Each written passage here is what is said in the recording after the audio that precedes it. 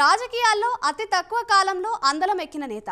వందల కోట్ల ఆస్తి ఉన్న తన నియోజకవర్గం ప్రజలకు సేవ చేయడంలోనే సంతృప్తినిస్తుందని భావించారు ఆమె. టీడీపీలో రాజకీయ అరంగేట్రం చేశారు. వైఎస్ఆర్ కాంగ్రెస్ పార్టీలో లేటుగా ఎంట్రీ ఇచ్చిన తన మాట తన దూకుడుతో ఎమ్మెల్యేగా గెలుపొంది అనతి కాలంలోనే జగన్ కేబినెట్లో మంత్రిగా స్థానం సంపాదించుకున్నారు. తాజా ఎన్నికల్లో ఓటమి బాట పట్టడంతో వేరే పార్టీ వైపు చూపులు చూస్తున్నారనే ప్రచారం జరుగుతోంది. ఇప్పటికే 2 పార్టీలు మారిన ఆమె మరో పార్టీలోకి వెళ్లనుందా? ఇంతకీ ఎవరామె? Watch the story.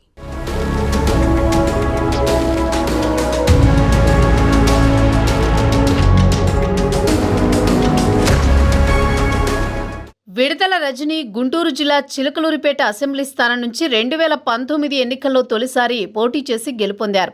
అంతేకాదు తొలి గెలుపుతోనే మంత్రి పదవి కూడా సాధించారు. రాజకీయాల్లో ప్రవేశించిన అతి తక్కువ కాలంలోనే ఎదిగారు. ఈమెకు అంతకు ముందు ఎన్నికల్లో పోటీ చేసిన అనుభవం లేదు. పొలిటికల్ బ్యాక్గ్రౌండ్ అసలు లేదు. కానీ అలా పొలిటికల్ ఎంట్రీ ఇచ్చి ఇలా ఎమ్మెల్యేగా గెలుపొంది ఆ తర్వాత మంత్రి అయ్యారు. ఇంతకీ రాకెట్లా దూసుకుపోయారు. అంతే వేగంగా కిందికి పడ్డారు. తెలంగాణలో యాదాద్రి భువనగిరి జిల్లా తుర్కపల్లి మండలంలోని కొండాపూర్ గ్రామంలో జన్మించారు విడదల రజని. చదువు పూర్తయిన వెంటనే హైదరాబాద్లోని ప్రముఖ కంపెనీలో సాఫ్ట్వేర్ ఉద్యోగిగా పనిచేశారు. ఈ సమయంలో ఆమెకి విడదల కుమారస్వామితో వివాహం జరిగింది. కొంతకాలం అమెరికాలో స్థిరపడ్డ వీరు అక్కడే సాఫ్ట్వేర్ కంపెనీ ఏర్పాటు చేశారు.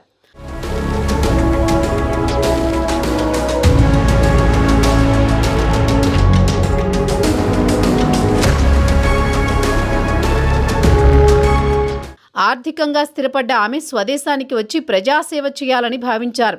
ఆమె నిర్ణయాన్ని గౌరవించారు భర్త కుమారస్వామి.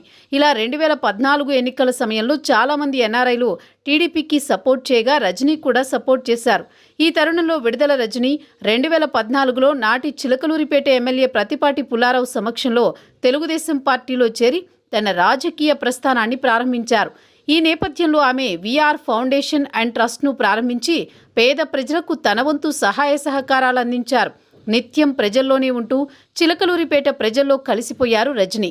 తెలుగులోనే కాకుండా ఇంగ్లీష్, హిందీ భాషల్లో అనర్గళంగా మాట్లాడే ఆమె సత్తాను గుర్తించిన ప్రతిపాటి పుల్లారావు 2017లో విశాఖపట్నంలోని మహానాడులో విడదల రజనితో మాట్లాడించారు.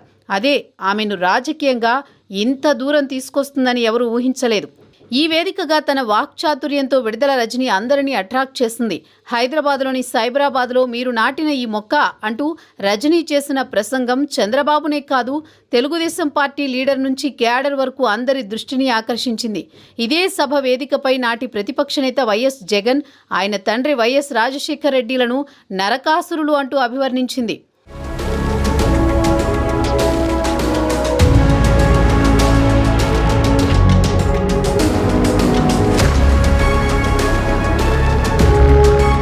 టీడీపీలో ఒక్కసారిగా పాపులర్ అయిన రజని తనకు 2019 ఎన్నికల్లో ఎమ్మెల్యే సీటు ఇవ్వాలని, తాను విఆర్ ఫౌండేషన్ పేరిట ఎన్నో సేవా కార్యక్రమాలు చేస్తున్నానని, తనకు చిలకలూరిపేట నుంచి టికెట్ ఇవ్వాలని అధిష్టానాన్ని కోరారు. టీడీపీ అధినేత చంద్రబాబు దానికి ఒప్పుకోలేదు. అప్పటికే కేబినెట్లో మంత్రిగా ఉన్న పుల్లారావును కాదని తనకు సీటు ఇవ్వలేనని చెప్పారు. దీంతో తన రాజకీయ భవిష్యత్తుకు టీడీపీ సరైన వేదిక కాదని భావించిన ఆమె వైసీపీలో చేరింది. పాదయాత్ర సమయంలో విజయవాడలో జగన్మోహన్ రెడ్డిని కలిసిన ఆమె వైసీపీ కండువా కప్పుకుని ఫ్యాన్ పార్టీలో చేరారు.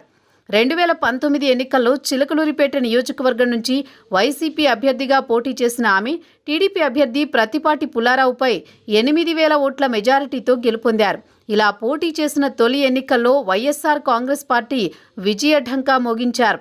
ఈ ఎన్నికల్లో వైసీపీ గెలవడంతో ముఖ్యమంత్రిగా వైఎస్ జగన్మోహన్ రెడ్డి పదవీ బాధ్యతలు చేపట్టారు. అలాగే రెండోసారి మంత్రివర్గ విస్తరణలో వైఎస్ జగన్మోహన్ రెడ్డి విడదల రజనిని తన మంత్రివర్గంలోకి తీసుకున్నారు. వైద్య ఆరోగ్య శాఖ మంత్రిగా అవకాశం కల్పించారు.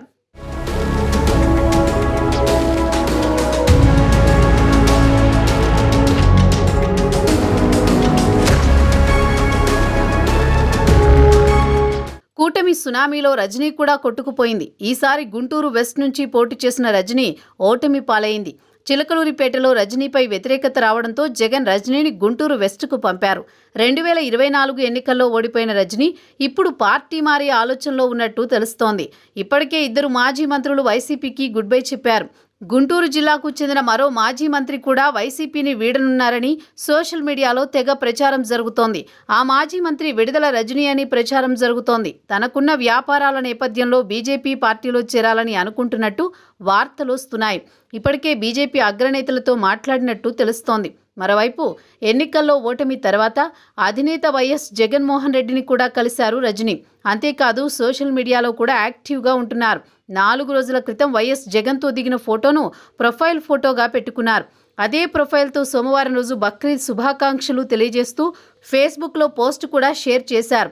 గురువారం జరిగిన వైసీపీ విస్తృత స్థాయి సమావేశంలో కూడా పాల్గొన్నారు. దీంతో ఆమె పార్టీ మారడం లేదని కొందరు వైఎస్ఆర్సీపీ కార్యకర్తలు చెబుతున్నారు. సోషల్ మీడియాలో జరుగుతున్న ప్రచారంపై స్వయంగా విడుదల రజనీ స్పందిస్తేనే ఈ ప్రచారానికి తెరపడనుంది.